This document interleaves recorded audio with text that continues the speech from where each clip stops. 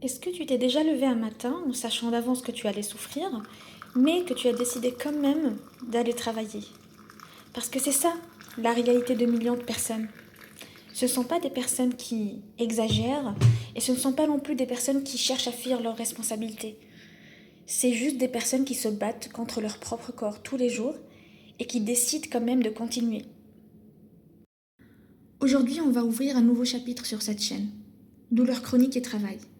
Parce qu'on parle beaucoup de la douleur dans la maison, dans le corps, dans la tête, mais très peu de ce qui se passe quand tu dois en plus te montrer fonctionnel 8 heures par jour. Allez, on va sortir quelques chiffres quand même parce que c'est nécessaire. Voici la réalité rien qu'en Europe et en France. En France, près de 20% des adultes souffrent des douleurs chroniques d'intensité modérée à sévère. Ce n'est pas une minorité, c'est une personne sur 5. Et en Europe, 21% des personnes souffrant de douleurs chroniques sont dans l'incapacité totale de travailler à cause de leur douleur. Et parmi ceux qui travaillent encore, 61% disent que leur douleur a un impact direct sur leur capacité à faire leur travail. Ces chiffres sont réels et ces chiffres, c'est toi, c'est moi, c'est quelqu'un qu'on connaît. Aujourd'hui, la douleur chronique, elle touche environ 150 millions de personnes en Europe. Vous imaginez? Soit autant que la population de la France et de l'Allemagne est réunie. Il y a deux grandes réalités à la douleur.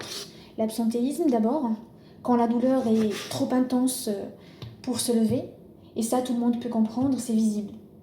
Mais il y a quelque chose de plus silencieux et souvent plus dévastateur, c'est le présentéisme. Tu es là physiquement, mais tu fonctionnes à 60-40% de ta capacité selon les jours. Tu gères ta douleur en temps réel, tu essaies de te concentrer, tu souris aux réunions pendant que ton dos ou tes nerfs crient.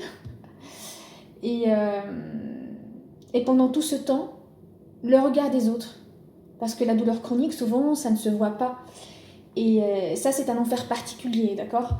On te demande des preuves, on doute un petit peu, on te dit mais tu as l'air bien pourtant.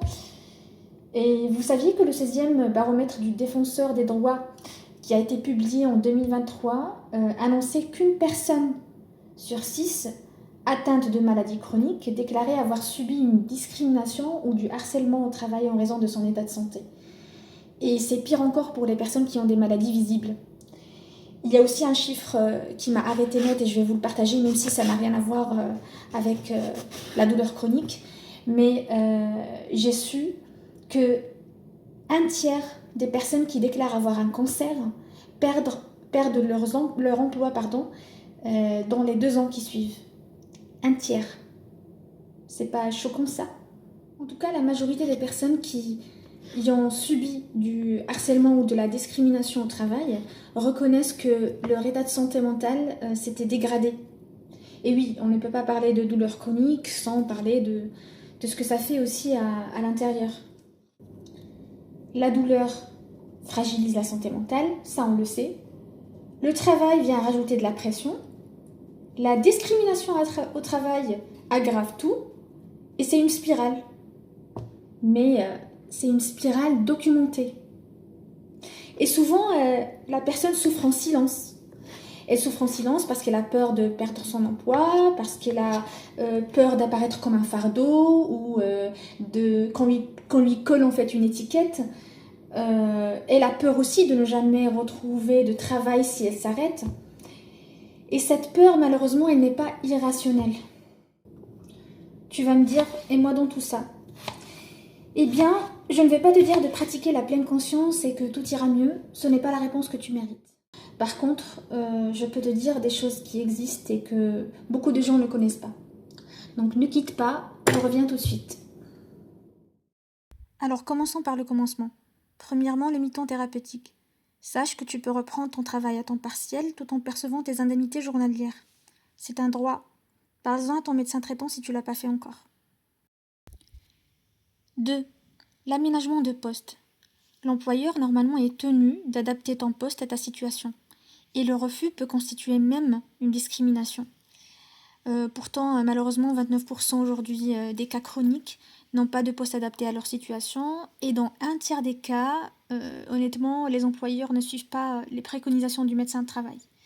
Mais tu peux tenter encore, qui sait. on garde espoir.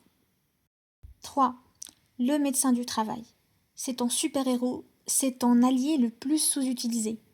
Il peut faire des préconisations contraignantes pour ton employeur sans te mettre en danger professionnellement. Et ça, c'est important. Et enfin, le statut de travailleur handicapé.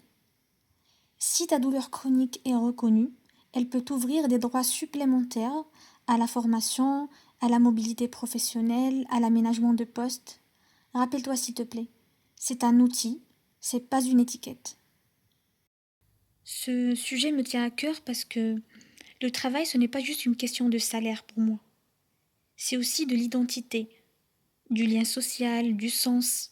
Et quand la douleur chronique menace tout cela, eh bien, la perte est double à mon avis. Alors si tu vis ça, sache que tu n'es pas fou, tu n'es pas fragile et tu n'es pas seul. Dans les prochains épisodes de cette catégorie, on va creuser des situations plus spécifiques.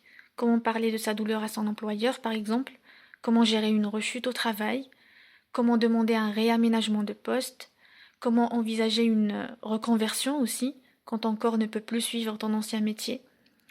Si cet épisode t'a parlé, partage-le parce qu'il y a probablement quelqu'un dans ton entourage qui en a besoin sans le savoir. À très vite.